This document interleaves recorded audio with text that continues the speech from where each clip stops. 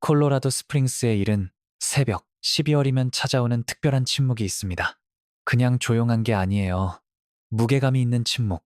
마치 세상 자체가 숨을 참고 있는 것처럼 뭔가가 영원히 바뀌기 직전에 그 신성한 느낌. 눈은 부드럽고 꾸준하게 고원 위로 내려앉습니다. 로키 산맥은 저 멀리 어둠 속에 보이지 않지만 분명히 거기 있습니다. 움직이지 않고 지켜보면서. 그리고 도시 북동쪽 팔로미노 렌치라는 동네의 한 주거 아파트 단지 안에서 한 가족이 12월 18일을 굳게 닫힌 문 뒤에서 보내고 있었습니다. 이웃들은 특별히 이상한 걸 듣지 못했습니다. 두 번 돌아볼 이유가 없었죠. 비명도 없었고 소란도 없었고 그 아름답고도 끔찍한 침묵을 깨는 건 아무것도 없었습니다. 팔로미노 렌치 포인트의 그 아파트 안에서 무슨 일이 있었든 그건 아무 소리 없이 일어났습니다. 조용하게 수사관들이 나중에 충동이 아닌 계획의 산물이라고 주장할 단계적인 과정으로 자정이 지나서야 2023년 12월 19일 새벽 12시 29분 911 신고 전화가 걸려왔습니다. 한 여자의 목소리, 떨리는 듯한 강도가 들었다고, 침입자가 있었다고, 공격을 당했다고, 그리고 자기 아이들이 죽었다고. 콜로라도 스프링스 경찰서 경관들이 도착했을 때 35세 킴벌리 싱글러가 얕은 칼 상처를 입은 채 아파트 안에 있었습니다. 법원 문서에는 이니셜 MW로만 기록된 11살 장녀도 부상을 입어 인근 병원으로 이송됐습니다. 경관들이 아파트를 수색하다가 발견한 건 어떤 응급대원도 아이 침실에서 마주치고 싶지 않은 것이었습니다. 조그만 두 개의 몸, 가만히 의학도 기도도 손 쓸 수 없는 곳에 9살 엘리아나 웬츠, 그녀를 사랑했던 모든 사람들이 엘리라고 불렀던 아이, 그리고 7살 에이든 웬츠, 마땅히 크리스마스 조명의 따뜻한 빛 아래서 잠들어 있어야 했을 두 아이, 앞으로 펼쳐질 모든 미래가 기다리고 있었을 두 아이. 콜로라도가 수년간 목격한 가장 가슴 아프고 가장 복잡하고 가장 국제적으로 주목받은 형사사건의 중심이 된 두 아이. 그리고 그 모든 것의 중심에는 얕은 칼 상처를 입은 채 아파트에 앉아있던 그 여자가 있었습니다. 낯선 침입자가 이 일을 저질렀다고 경찰에 말한 여자. 자신이 아이들을 공격하지 않았다고 부인한 여자. 그리고 나중에 영국 법원 문서에 제출된 살아남은 딸의 진술에 따르면 그 침실에서의 마지막 순간에 이 사건을 따라온 누구도 지워버릴 수 없는 말을 했다는 여자. 하나님이 시키셨어.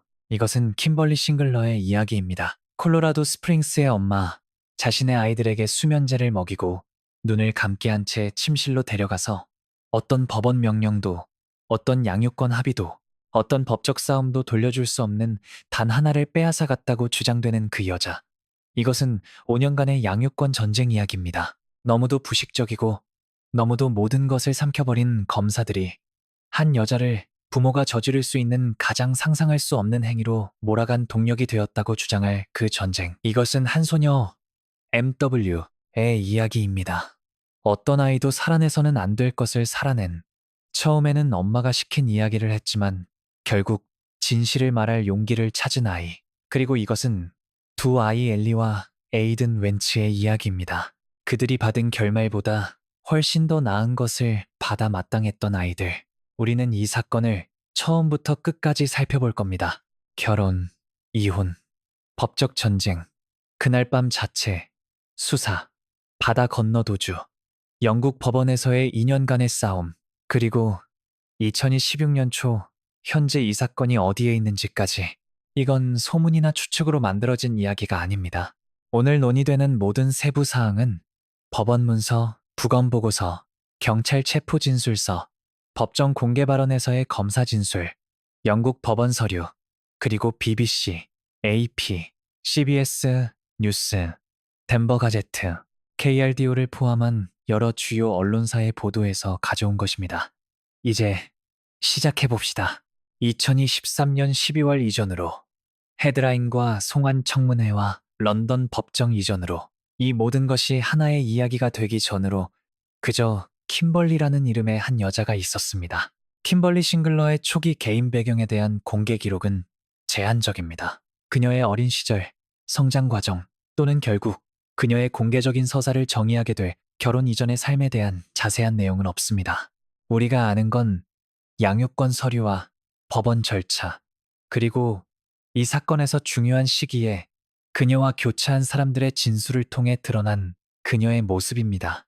어느 시점에 킴벌리는 케빈 웬치라는 남자를 만났습니다. 그들은 결혼해서 콜로라도에 함께 삶을 꾸렸습니다. 결혼이 흔들리기 시작하기 전 새아이가 태어났습니다. 장녀 MW가 먼저였고 다음이 엘리아나 엘리, 그리고 막내 에이든이 가족을 완성했습니다. 새 아이, 집 한 채, 겉으로 보기엔 자리를 잡아가는 평범한 가족의 모습 그 자체였던 삶. 가족이 기반을 두고 있던 콜로라도 스프링스는 파이크스 피크 기슭, 엘파소 카운티의 약 800m 고도로 자리하고 있습니다.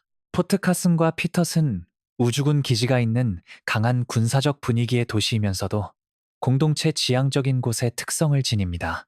가족들이 교회 동네에 뿌리를 내리고 학교 등하교와 예측 가능하고 안전하게 느껴지는 일상의 리듬 속에서 루틴을 만들어가는 도시. 도시 북동쪽의 팔로미노 렌치는 바로 그런 동네입니다. 아파트 단지들과 조용한 주거거리들, 위기에 빠진 가족이 옆집 사람들의 눈에 띄지 않고 완전히 무너질 수 있는 곳. 킴벌리는 엄마로서 어떤 모습이었을까요? 양육권 기록과 사건 관계자들의 진술을 보면 그녀는 존재감이 있었습니다. 압도적으로 아이들이 그녀의 정체성이었고 그녀의 우선순위였고 그녀 삶의 모든 것이 그 주위를 도는 고정점이었습니다. 결혼이 무너지면서 그녀가 스스로에 대해 구성한 이야기 속에서 그녀는 헌신적인 부모였습니다. 항상 거기 있는, 싸우는, 항상 언제나 아이들을 먼저 생각하는 그 이미지를 잘 기억해 두세요. 검찰이 나중에 주장할 것은 바로 그 헌신 자체가 위험한 무언가가 됐다는 것이니까요. 킴벌리 싱글러가 사랑이라고 느꼈던 것이 5년간의 법적 전쟁을 거치면서 다른 무언가로 변질되기 시작했다고. 집착적인 무언가로, 상실의 가능성을 도저히 견디지 못하는 무언가로, 그리고 상실이 마침내 피할 수 없고 임박한 것으로 느껴졌을 때 수년간 모든 법정에서 싸우도록 이끌었던 그 사랑이 그녀를 주장에 따르면 훨씬 더 어두운 무언가로 이끌었다고. 케빈 웬츠는 이 이야기의 다른 쪽이었습니다. 아버지, 그의 법률팀에 따르면 자신의 아이들 삶에 있고 싶었던 남자, 아이들과 시간을 보내고 관계를 맺고 그냥 아빠가 되고 싶었던 남자. 2018년 이혼 서류 제출부터 2023년 12월 18일의 사건까지 그 사이에 벌어진 일은 최악의 방식으로 끝난 수년간의 법적 분쟁의 대서사시입니다. 킴벌리 싱글러는 2018년 케빈 웬츠를 상대로 이혼 청원을 제기했습니다. 아이들은 어렸습니다. 가족이 해체되고 있었습니다. 처음에는 적어도 아이들을 위해서라도 점잖게 분리를 처리할 수 있다는 희망이 있었을 수도 있습니다. 그 희망은 오래가지 않았습니다. 2018년 9월에 이르러 제출 후 불과 몇 달 만에 케빈 웬츠의 변호사 제니퍼 다비가 나중에 CNN에 말했듯이 싱글러가 케빈에 대해 아동학대와 가정폭력에 대한 심각한 주장을 하기 시작한 시기로 절차가 변했습니다. 다비는 그 주장들이 케빈의 예정된 양육 시간과 맞물려 나타나는 것처럼 보였다고 언급했습니다. 캘린더상 케빈의 아이들 차례가 되면 법적 위기가 생겨나곤 했습니다. 이 부분은 조심스럽게 다뤄야 합니다. 양육권 분쟁에서 가정폭력과 아동학대 주장은 심각한 것이고 진지한 평가를 받아야 마땅합니다. 법원은 이런 것들을 가볍게 무시하지 않습니다. 그리고 이 특정 사건에서 법원은 이 주장들을 평가했습니다. 증언을 듣고 증거를 검토해서 웬치의 양육 시간을 제한하는 게 타당하지 않다는 결론을 냈습니다. 아이들은 공동 양육 합의로 돌아갔습니다. 하지만 법원 제출은 멈추지 않았습니다. 2018년부터 2023년까지의 세월은 법원 출석, 신청, 반대 신청, 법적 전략의 끊임없는 소용돌이였습니다. 2019년 5월 22일, 법원은 싱글러가 전 남편이 아이들과 보낼 수 있는 시간을 제한해달라는 공식 요청을 검토했습니다. 심리 일정 잡기가 지연됐고 2019년 8월 28일에는 싱글러가 법원의 연락 시도에 응답하지 않기 시작했습니다. 집 주소로 법원 소환장을 직접 받아야 했습니다. 싱글러가 격렬하게 개입하다가 판결이 자기에게 불리하면 침묵하는 패턴은 그 이후 몇 년 동안 반복됐습니다. 2020년에는 사건이 다른 판사에게 이관됐고 법원 문서에 따르면 두 사람은 별거 합의와 공동 양육 계획을 위해 어느 정도 노력했습니다. 하지만 상대적인 협력의 그 창문은 빠르게 닫혔습니다. 2021년 1월 5일, 싱글러는 아이들을 자신과 함께 플로리다로 데려가고 세 아이 모두에 대해 즉각적인 단독 및 임시 부모 책임을 맡겠다는 신청을 했습니다. 그녀와 케빈은 2021년 내내 이 요청을 두고 논쟁했습니다. 그러다 2022년 10월 20일, 케빈 웬츠가 자신만의 긴급 신청을 제기했습니다. 이번엔 구체적으로 납치를 막고 아이들이 싱글러와 함께 플로리다로 이사하는 것을 허용했던 합의 명령을 종료하기 위한 것이었습니다. 약 일주일 후 법원이 납치 방지 청문회 일정을 잡았습니다. 이미 하나의 패턴이 되어버린 것처럼 싱글러는 나타나지 않았습니다. 법원은 전화와 자택 주소로 우편을 통해 그녀에게 연락을 시도했습니다. 그녀는 응답하지 않았습니다. 이건 사소한 절차적 실수가 아니었습니다. 법원이 명령한 청문회에 반복적으로 불출석하고 긴급 신청을 하고는 바로 그 신청에 대한 법원의 일정 잡기를 무시하는 부모. 이것은 돌이켜보면 누군가가 법적 시스템을 따라야 할 과정이 아니라 결과를 통제하는 도구로 다루고 있다는 것을 보여주는 패턴입니다. 판결이 자신에게 불리할 때마다 다음 신청은 분쟁을 해결하기 위해서가 아니라 지연시키고 복잡하게 만들고 막기 위해 고안된 것처럼 보였습니다. 2023년 5월 13일, 케빈 웬츠는 다시 한번 법원에 양육 시간 변경을 요청했습니다. 한 달 후 법원은 상황을 더 면밀히 살펴보고 있다는 신호인 아이들을 둘러싼 역학을 평가하기 위해 아동 및 가족 조사관을 임명했습니다. 2023년 8월에는 또 다른 실패들이 있었습니다. 8월 7일, 법원은 케빈의 양육 시간을 제한하라는 싱글러, 자신의 긴급 신청에 대응하여 출석하라고 명령했습니다. 충분한 시간이 주어졌음에도 그녀는 출석하지 않았습니다. 법원은 그녀의 요청을 진행하지 않기로 했습니다. 그녀는 2023년 8월 22일에 케빈의 양육 시간을 제한해달라고 다시 신청했습니다. 법원 도착이 지연됐습니다. 증언을 들은 후 법원은 2023년 9월 9일 케빈의 양육 시간이 아이들의 신체적 건강을 위협하거나 정서적 발달을 해치는 것으로 보지 않는다고 판결했습니다. 케빈의 양육 시간을 제한해달라는 그녀의 신청은 또 한 번 기각됐습니다. 2023년 9월에는 또 다른 긴장 고조가 있었습니다. 싱글러는 엘파소 카운티에서 임시 보호 명령을 신청했는데 이번엔 케빈이 그녀에게 칼을 흔들었다고 주장했습니다. 케빈은 주장을 부인했습니다. 보호 명령은 처음에 승인됐습니다. 하지만 2023년 11월 7일 라리머 카운티 법원에서 이 문제가 다루어졌을 때 법원은 싱글러가 거짓말 탐지기 검사에서 제외해달라는 요청을 거부했습니다. 그리고 2023년 11월 17일 증언을 들은 후 법원은 케빈이 아이들의 신체적 건강을 위협하거나 정서적 발달을 해치지 않을 것이라고 판결하면서 그의 양육 시간 제한을 해제했습니다. 같은 11월 시기에 법원은 추가 지시를 내렸습니다. 싱글러와 케빈은 갈등이 심각한 양육권 상황을 위해 설계된 커뮤니케이션 기록 앱인 앱클로즈를 통해서만 연락하도록 명령을 받았습니다. 법원은 또한 싱글러가 아이들을 12월 16일부터 31일까지 아버지를 방문하도록 데려올 것을 명령했습니다. 주장들이 조사되는 동안 케빈이 놓친 양육 시간을 보충하기 위해 특별히 지정된 기간이었습니다. 교환은 콜로라도 스프링스와 그릴리의 경찰서에서 이루어지도록 해서 인계가 감독되고 기록되도록 했습니다. 2023년 12월 16일, 법원이 명령한 양육 기간의 시작, 싱글러는 나타나지 않았습니다. 아이들을 경찰서 교환을 위해 데려오지 않았습니다. 케빈 웬츠에게도 응답하지 않았습니다. 그의 변호사 제니퍼 다비에게도 그녀는 완전히 침묵 속으로 사라졌습니다. 케빈과 그의 변호사는 양육 시간을 강제하기 위한 법 집행 지원 긴급 신청을 냈습니다. 2023년 12월 18일, 법원은 그 신청을 승인했습니다. 하지만 12월 18일 명령에는 중요한 뉘앙스가 담겨 있었습니다. ABC7과 AP가 인용한 주법원 기록에 따르면 싱글러는 즉시 아이들을 인계하라는 명령만 받은 게 아니었습니다. 명령은 그녀에게 선택을 주었습니다. 케빈에게 자발적으로 아이들을 넘기거나 불과 이틀 뒤인 12월 20일에 법정에 출석해서 양육권을 교환하거나 12월 18일 법원은 방금 그녀에게 12월 20일까지 행동할 시간을 준 것이었습니다. 이틀, 결정을 내리기까지 이틀, 시스템이 그녀가 몇 주간 저항해온 것을 공식적으로 강제하기까지 이틀. 이것이 함의하는 것은 뒤따른 일을 알고 있는 지금 12월 18일을 선택지가 거의 없는 마지막 기한으로 프레임하는 것이 검찰의 서사에서 우연이 아니었다는 것입니다. 그 시점은 최소한 수사관들이 깊이 의미 있게 다뤄온 사실입니다.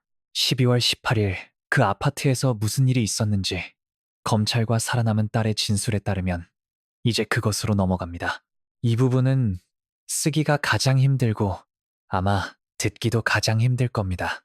엘리와 에이든, 그리고 그들의 언니에게 일어난 일로 추정되는 것을 이야기하는 부분이니까요.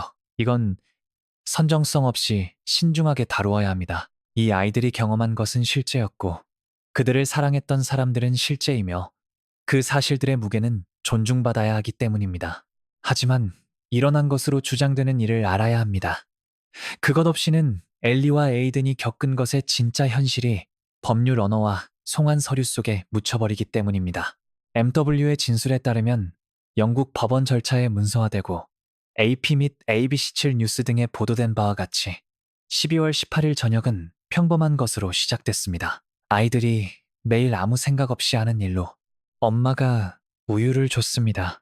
뭔가 가루 같은 것이 섞인 우유를. 그 물질은 이후 부검 과정을 통해 확인됐습니다. 독시라민 유니솜 슬립탭스를 포함한 브랜드로 판매되는 시판 수면 보조제로 일반적으로 사용되는 항히스타민제. 아파트를 수색한 경관들이 집안에서 빈 유니솜 슬립탭스 두 상자를 발견했습니다. 부검에서는 체포 진술서에 따르면 엘리와 에이든 모두 사망 당시 독시라민의 독성 또는 잠재적 독성 수준이 몸속에 있었음이 확인됐습니다. 이것이 무엇을 의미하는지 잠깐 생각해 보세요. 이건 통제되지 않은 감정의 순간에서 폭발한 즉흥적인 폭력 행위가 아니었습니다. 약을 구하는 것이 필요했습니다. 가게에 가고 유니솜 슬립탭스를 구입하고 집으로 가져오는 것, 어떻게 약을 투여하고 누구에게 줄 것인지 결정하는 게 필요했습니다. 검찰의 핵심 주장은 독시라민의 존재가 사전 계획을 입증한다는 것입니다.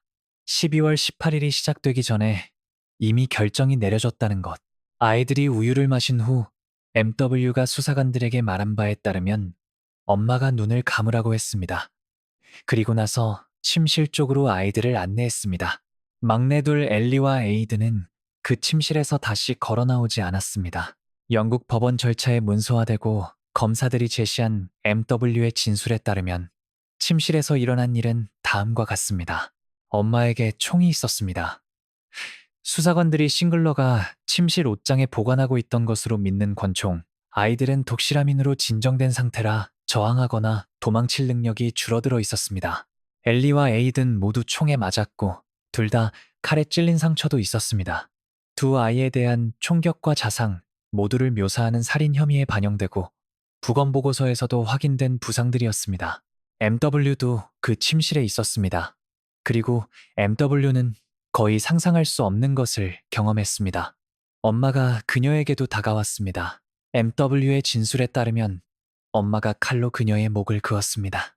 MW가 제발 그만하라고 애원했을 때, 이 11살 아이가 자신의 목숨을 구걸했을 때 엄마는 또다시 그었습니다. 그 모든 과정에서 영국 법원 문서에 제시된 MW의 진술에 따르면 엄마는 이유를 설명했습니다. 하나님이 시키셨어. 런던 송환 청문회에서 이것을 제시한 검사들에 따르면 싱글러는 MW에게 하나님이 자신에게 지시하고 있다고 말했습니다. 아이들이 죽어야 하는 신성한 이유는 아버지가 그들을 데려가려 하기 때문이라고. 자신이 하는 일은 정해진 것이라고. 위탁 가정에 맡겨진 후 MW가 수사관에게 한 이 진술은 영국 법원 기록에 문서화됐고 런던 송환 절차에서 가장 많이 인용된 증거 중 하나가 됐습니다. 그 침실에서 일어난 것으로 추정되는 모든 일 이후 킴벌리 싱글러는 910일에 전화하지 않았습니다. 몇 시간 동안 그녀가 결국 전화했을 때 이렇게 상황을 설명했습니다.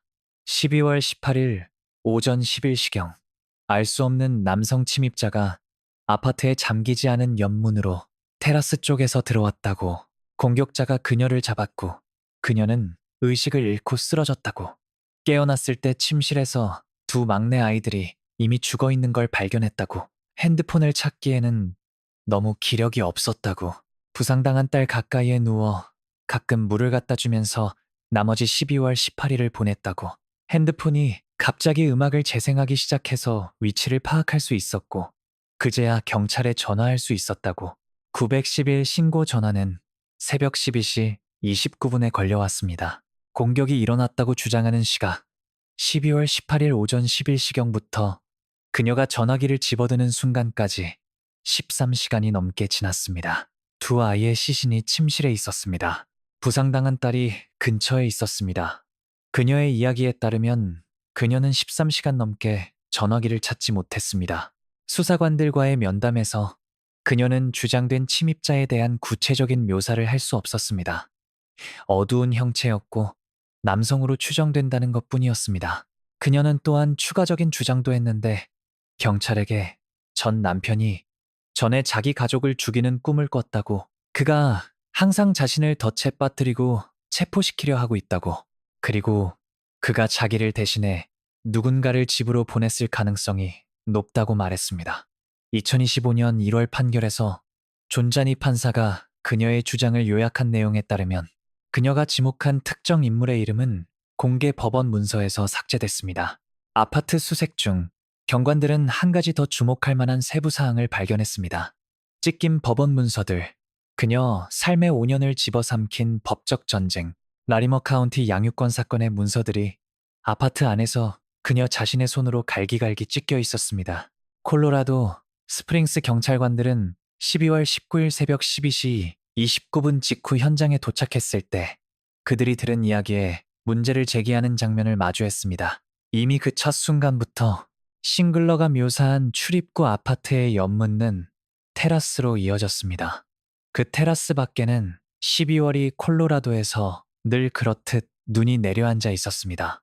그리고 수사관들이 그 눈을 조사했을 때 아무것도 없었습니다. 발자국 없음.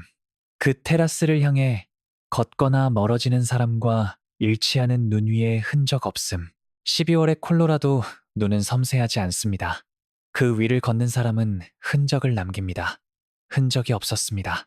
수사관들이 현장에 대해 알고 있는 것을 바탕으로 발자국의 부재만으로도 첫 번째 조사에서 침입자 이야기를 근본적으로 훼손하기에 충분했습니다. 문 자체에는 강제 침입의 흔적이 없었습니다. 싱글러가 침입자의 진입 경로라고 묘사한 테라스 문에는 손상도, 뜯긴 흔적도, 부러진 것도 없었습니다. 그녀는 잠겨있지 않았다고 묘사했는데 원칙적으로는 가능한 일이지만 그 주변의 물리적 증거는 침입 범죄와 전혀 맞지 않았습니다. 아파트 안에서 침실 옷장 밖 바닥에서 경관들은 피 묻은 권총을 발견했습니다. 수사관들은 이 무기에서 중요한 점을 발견했습니다. 증거는 그것을 다루던 사람의 손에 이미 피가 묻은 후에 총이 장전됐음을 나타냈습니다. 그것이 순서 측면에서 무엇을 의미하는지 생각해 보세요. 만약 침입자가 장전된 무기를 가지고 들어왔다면 피가 묻은 후의 장전은 예상되는 타임라인에 맞지 않습니다.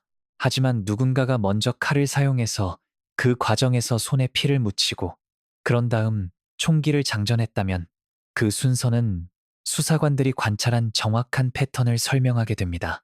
범죄 현장은 자체적인 이야기를 하고 있었고 그건 싱글러가 한 이야기와는 다른 이야기였습니다. 부검 결과가 나왔을 때 또 다른 명확성이 더해졌습니다. 보고서는 엘리와 에이든이 총에 맞고 칼에 찔린 상처도 있음을 확인했습니다. 두 아이 모두 독시라민의 독성 또는 잠재적 독성 수준이 체내에 있었습니다. 아파트에서 발견된 빈 유니솜 슬립 탭스 두 상자와 일치하는 수치, 부검은 사망이 다른 사람의 의도적인 행동의 결과임을 명백히 확인했습니다. 현장에서 회수된 권총과 칼 모두에 대한 DNA 분석은 혼합 프로필을 반원했습니다. DNA는 아이들의 혈액과 일치했습니다. 그리고 킴벌리 싱글러와 일치했습니다. 두 무기, 어디에서도 알 수 없는 남성 침입자와 일치하는 DNA 프로필이 없었습니다. 한편 12월 18일 케빈 웬치의 행방은 독립적으로 확인 가능했습니다. 그의 트럭에는 GPS 추적이 있었습니다. 그의 위치가 확인될 수 있었습니다. 그는 아파트에 없었습니다. 그 지역에도 없었습니다.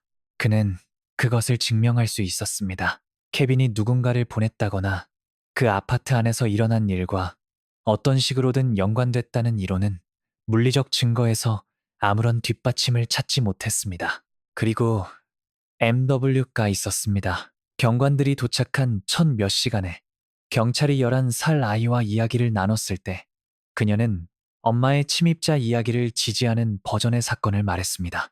그녀는 11살이었습니다. 방금 살아남을 수 없는 것을 살아남았습니다.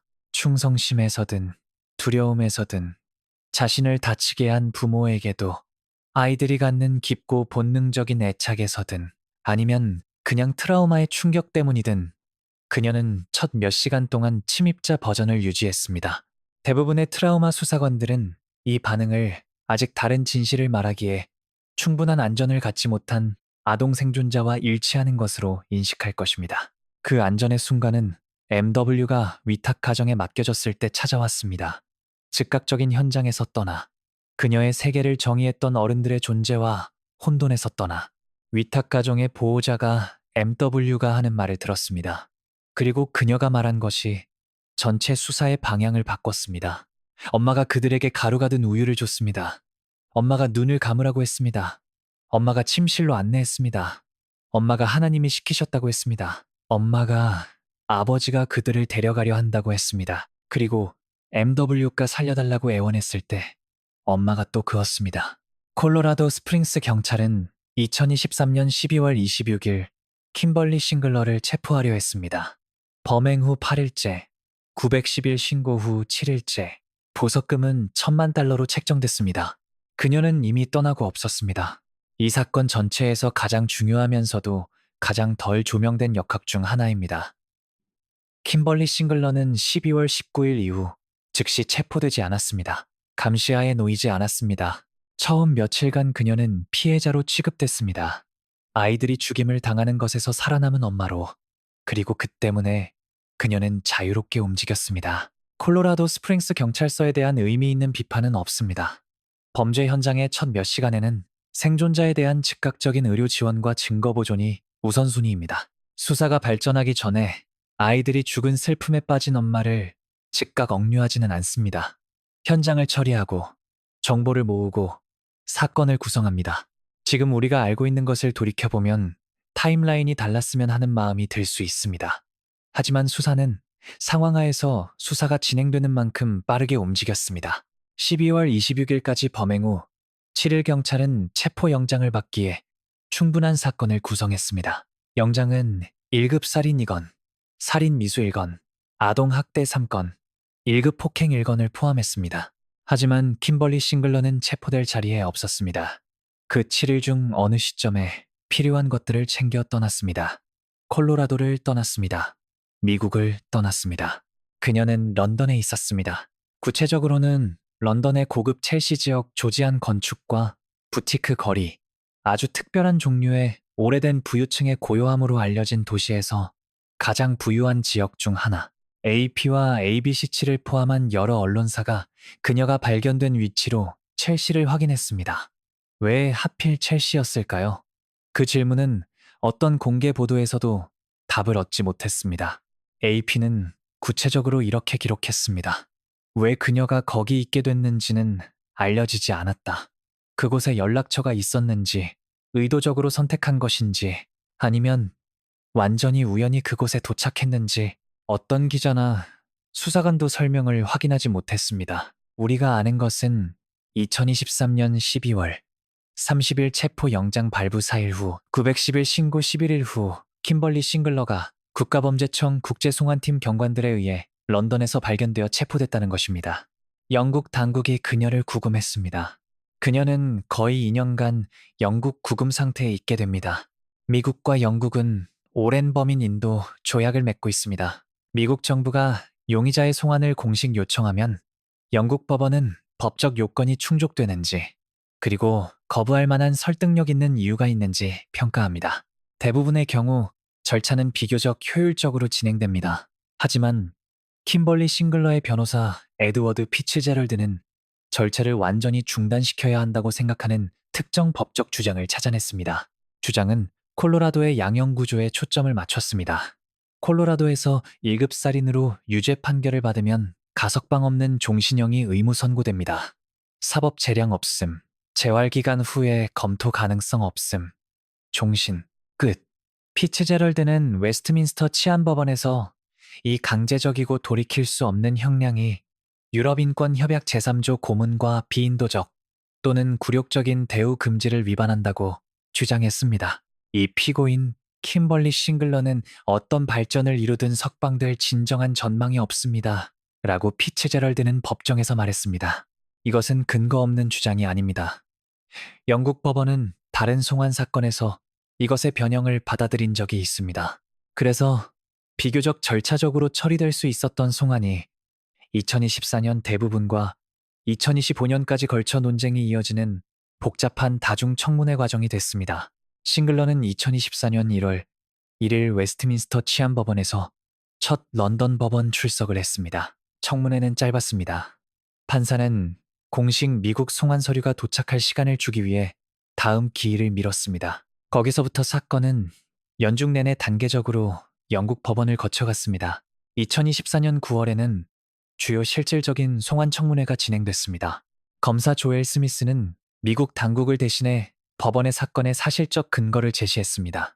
범죄 현장 발견들, 두 무기의 DNA 분석, 사망 방식과 독실함인 존재를 확인하는 부검 결과들, 케빈 웬츠를 무죄로 입증하는 GPS 증거, 그리고 가장 중요하게 영국 법원 기록에 문서화된 MW의 진술. 법원은 가루가 든 우유, 감긴 눈들, 침실로 향하는 안내된 발걸음들, 칼, 총, 그리고 하나님에 대한 발언에 대해 들었습니다. 청문회는 2024년 말에 변호사들이 특정 법적 질문을 다룰 수 있도록 연기됐습니다. 전 콜로라도 주지사 존 히켄루퍼가 1급 살인 선고를 감형한 적이 있는지, 이것은 가석방 없는 종신형이 진정으로 절대적이고 돌이킬 수 없는 것인지에 관련된 문제였습니다. 변호사들은 이 점을 연구하고 논증하는데 시간이 필요했습니다. 2025년 1월 24일, 존 자니 판사는 웨스트민스터 치안법원에서 판결을 내렸습니다. 싱글러의 송환 이의를 기각했습니다. 가석방 없는 종신형에 대한 인권 주장은 기각됐습니다. 자니는 판결에서 싱글러 자신의 주장들도 요약했습니다. 전 남편이 전에 자기 가족을 죽이는 꿈을 꿨다고, 항상 자신을 덫에 빠뜨리고 체포시키려 한다고, 집으로 누군가를 보냈을 가능성이 높다고. 이 주장들에 대한 판사의 요약은 중요했습니다. 그것은 싱글러가 구성한 이야기의 성격을 공식 기록에 올렸습니다. 그것을 지지하지 않으면서 자니의 판결 이후 법적 절차는 국무장관과 여러 추가적인 절차적 단계를 거쳤습니다. 피츠제럴드는 항소할 계획이라고 밝혔습니다. 하지만 2025년 11월에는 마지막 법적 장벽이 제거됐습니다. 송환 명령이 내려졌습니다. 2025년 12월 23일 엘리와 에이든이 죽임을 당한 지 꼭 2년이 넘어 킴벌리 싱글러는 영국에서 미국으로 송환됐습니다. FBI와 콜로라도 스프링스 경찰이 그녀를 인계받기 위해 런던으로 이동했습니다. 콜로라도 제사사법관할구 검사장 마이클 앨런이 콜로라도 스프링스 기자회견에서 송환을 발표했습니다. 오늘은 이 형사 수사에서 정말 중요한 이정표입니다.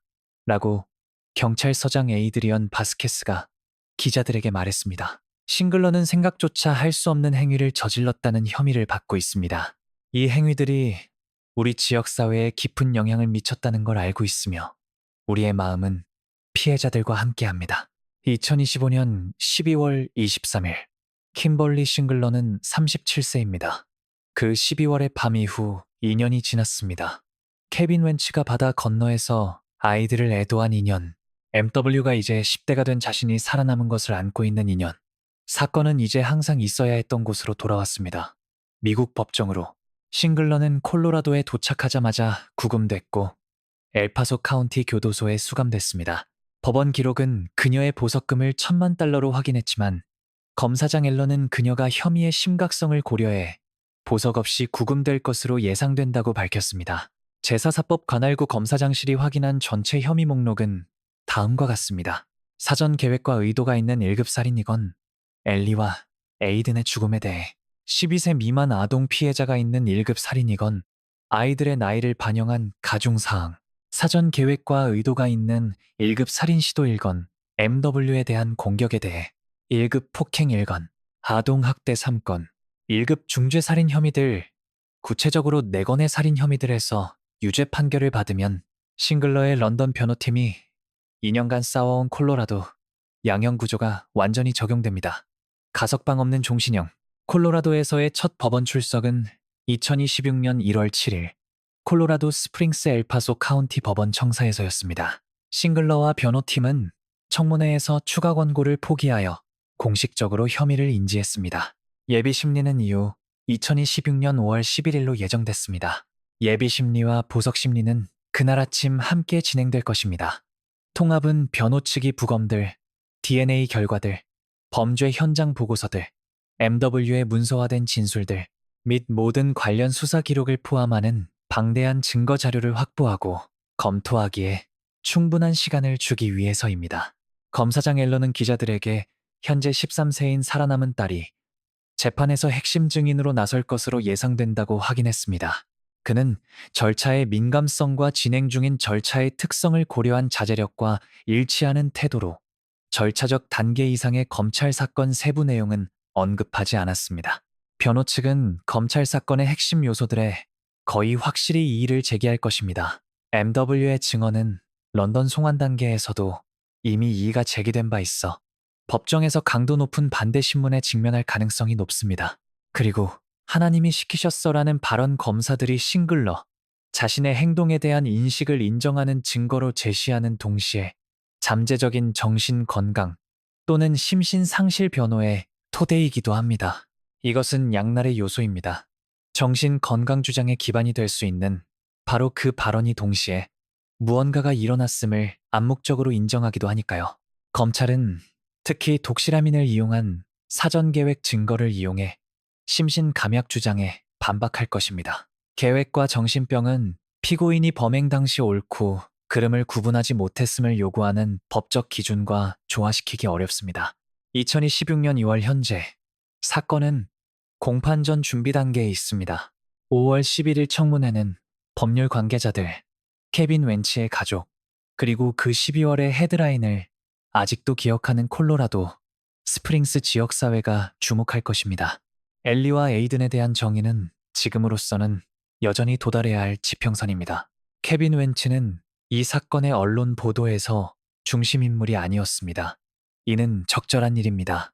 그가 이 이야기에서 피해자이고 피해자들은 자신의 이야기를 자신의 속도로, 자신의 방식으로, 자신의 조건에 따라 통제할 자격이 있으니까요. 하지만 그의 변호사 제니퍼 다비의 발언과 2014년 1월에 발표된 공식 성명을 통해 공개된 것은 수년간 법정을 통해 아이들과의 관계를 위해 싸워왔고 12월 18일 자신의 위치를 독립적으로 확인할 수 있는 GPS 증거가 있으며 어떤 부모도 살아남아서는 안 될 것의 여파 속에서 살아가야 했던 아버지의 모습입니다. 제니퍼 다비는 양육권 싸움의 타임라인을 공개적으로 그리고 의도적으로 밝혔습니다. 목적은 명확했습니다. 케빈 웬치가 위협이 아니었다는 것을 기록이 반영해야 했습니다. 그를 위험으로 지목한 긴급 신청과 보호 명령 제출들이 법원에 의해 반복적으로 검토되고 반복적으로 근거가 없는 것으로 판단됐다는 것. 시스템이 아이들에 대한 그의 접근을 제한하도록 요청받을 때마다 시스템은 증거를 평가하고 그것이 그 결과를 정당화하지 않는다고 판단했다는 것. 그리고 그가 만나기 위해 싸워온 아이들은 사라졌습니다. 케빈에게 그 타임라인에 특별한 잔인함이 있습니다. 12월 16일부터 31일까지의 양육기간 싱글러가 시작하기를 거부하는 마침내 법원이 강제하는 명령하에 아이들과 크리스마스를 보낼 수 있는 순간이었습니다. 5년간의 법적 전쟁 후 모든 신청과 청문회와 주장들 이후 시스템은 결정적인 개입에 도달했습니다. 그는 크리스마스에 아이들을 만날 예정이었습니다. 그 순간은 결코 오지 않았습니다. 대신 온 것은 910일 신고 전화였고 범죄 현장이었고 유일하게 그것을 설명해야 하는 사람과 그 사이에 놓인 바다였습니다. 케빈은 광범위한 언론 인터뷰를 하지 않았습니다. 그는 사생활을 지켰는데 이는 완전히 그의 권리입니다. 변호사를 통해 발표된 성명은 한 가지를 명확히 했습니다. 그는 망연자실했습니다. 그는 아이들을 사랑했습니다. 그리고 그는 정의를 원했습니다. 에이든과 엘리를 위해, 그리고 계속 치유해 나가는 살아남은 딸을 위해. 살아남은 딸 MW는 이제 13세입니다. 2023년 12월 18일에는 11세였습니다. 그녀는 그 침실에서 일어난 모든 일에 살아있는 유일한 목격자입니다. 그녀는 수사관들에게 사건의 전말을 밝혀낸 진술을 했습니다. 그리고 그녀는 이제 케빈 웬츠에게 남은 유일한 아이입니다. 그녀는 그 밤의 신체적이고 심리적인 무게를 평생 짊어지고 살아갈 것입니다.